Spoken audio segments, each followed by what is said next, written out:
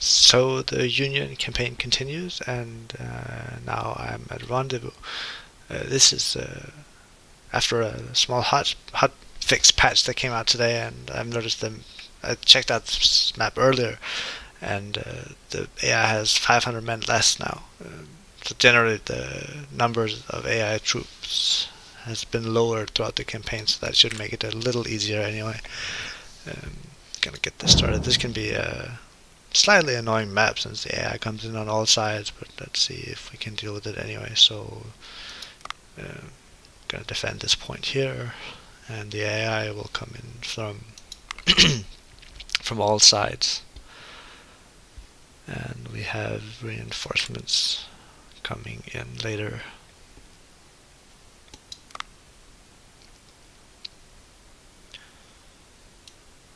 Alright, so I don't want my artillery piece to participate in the beginning, and I'm going to bring an extra brigade. Right. And just generally just move as close up to the point as possible. That will make it easier to get there quickly. Only going to bring one 2-star brigade. There we go.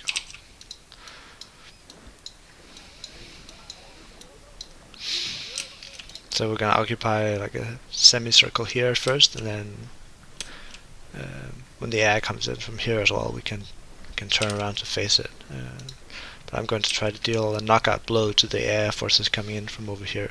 I know some of my tactics here require that you know the map in advance, but yeah, now you're watching and now you can know it too. So I guess that's how it goes. Okay, so moving up to the small hill here, it's not a very good defensive position actually, because you're located here and there's a lot of cover here, there's cover here, and the AI can move up through some sort of cover here, and it's just generally an open position, and it's not much of a hill as you can see here anyway. So if it wasn't like a small map, I would not choose to defend this hill, I think. Let's see if we can go deal some damage to these brigades here.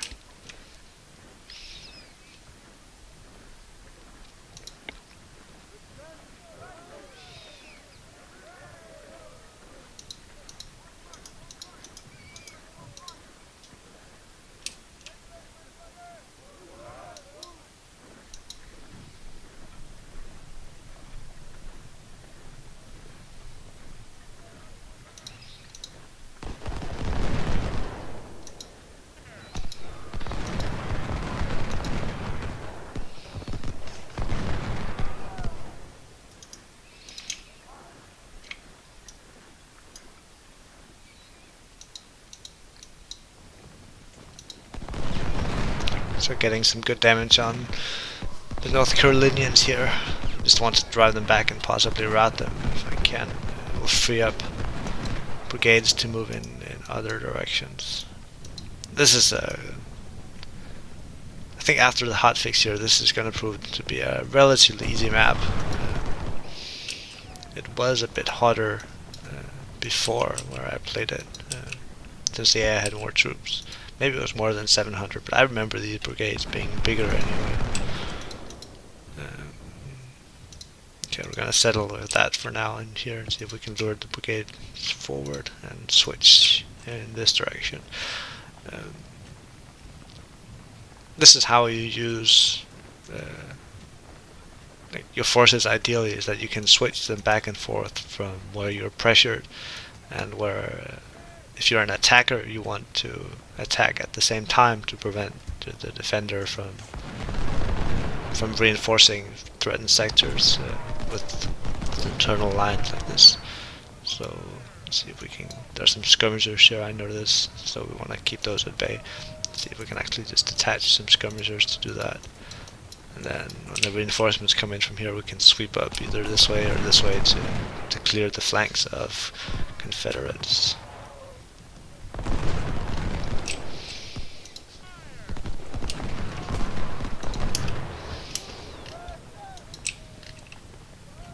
I actually once lost this map because I got impatient, and the AI did a really good job of charging up this way. I don't think he'll be able to do it this time though, but it was interesting, and yeah, quite surprising that I ended up losing it in the end. I think there were about 5 minutes left on the clock when the AI captured the flag. I was like, no. The victory conditions are to hold the point and lose less than 4% of your army, or you can just actually go for the draw.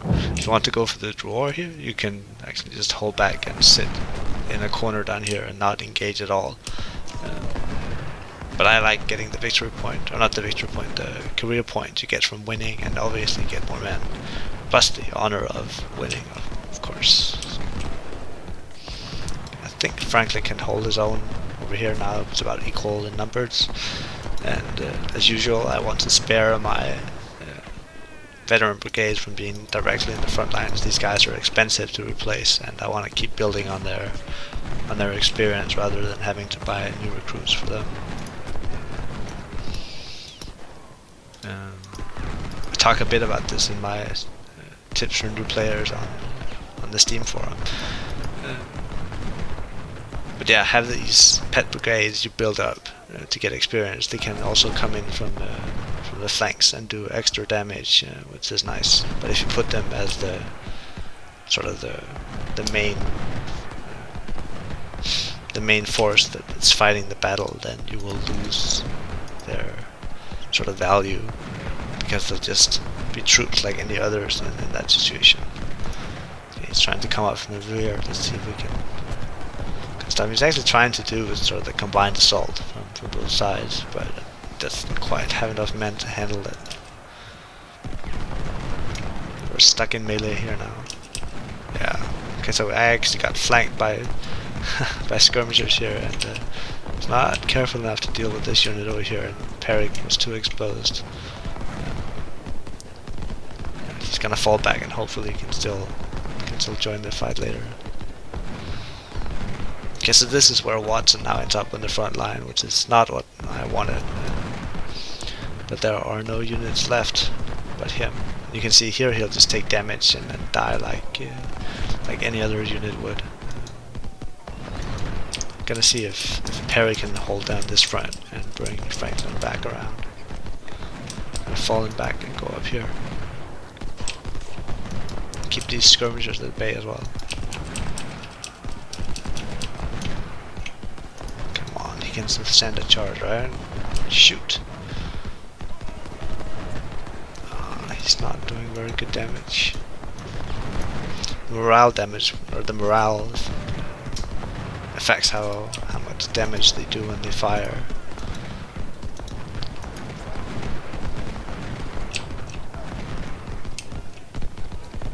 Alright. Perry is recovering again. The thing I like about this game compared to the predecessor, Ultimate General Gettysburg, is that your troops will recover in morale not too slowly. They'll be knocked out, but then they can come back. They might recover a bit too fast, but I don't think it breaks anything. You can break a whole army and then have it on the run for a while if you keep pushing, but historically units would recover in the rear and then reform and rejoin the fight, so I think it's okay. Let's see how many troops I get here. I want these two to go this way actually. And I have artillery, which I'm not completely certain I can just send this way without getting intercepted, but I'll see what happens.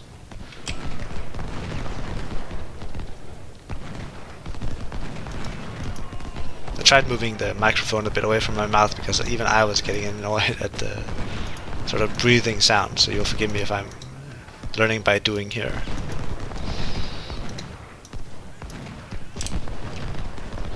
And you can see this fight is just, even though Walton's doing more damage, he's also losing men, and just having in a protracted fight is not where I want him. We're simply gonna sweep up the flank here and take the high ground over here from the Confederates, so we can destroy these North Carolinians over here. Looks like they're part of the same, all from North Carolina actually.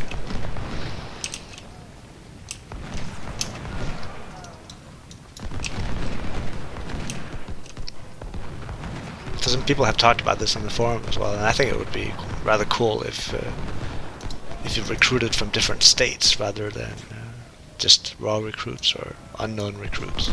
Might make it might be too difficult to implement, but yeah, it would be fun.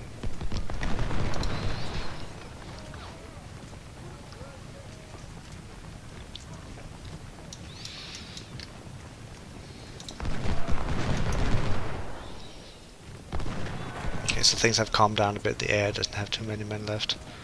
I'm gonna speed it up just a bit.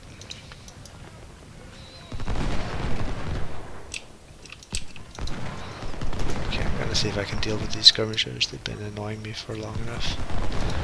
I put these back into Franklin. Okay, they're lost them now.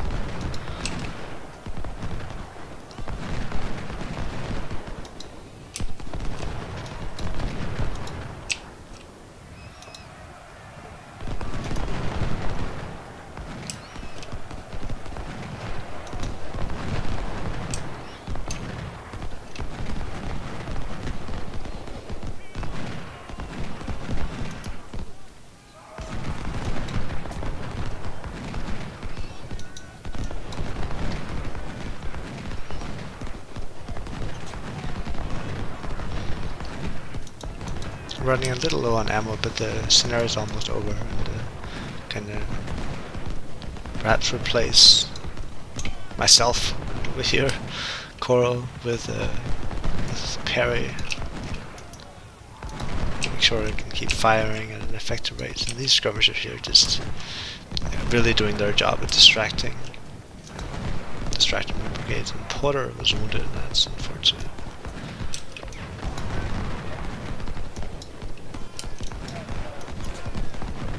Gonna keep pressing the flank over here.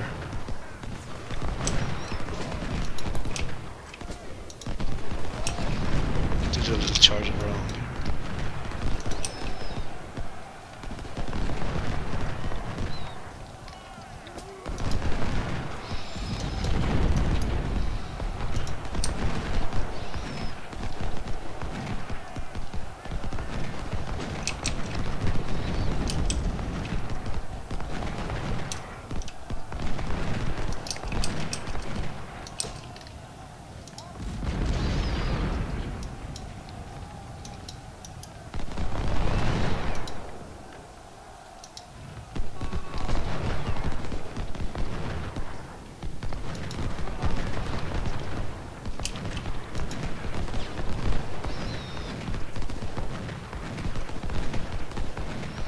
This has been on purpose. It would have been a good tactical maneuver actually, because I withdrew from here, drew the forces up, and then came in from the flank. So if it had been on purpose, it would have been a good maneuver. Unfortunately, it wasn't, but it could have been. Okay, so this was the end of that. Let's see what we got. We have one officer promoted. Loomis finally made it to Brigadier General. Captured some weapons. That's all good. Thanks for this time, and I'll see you in the next video.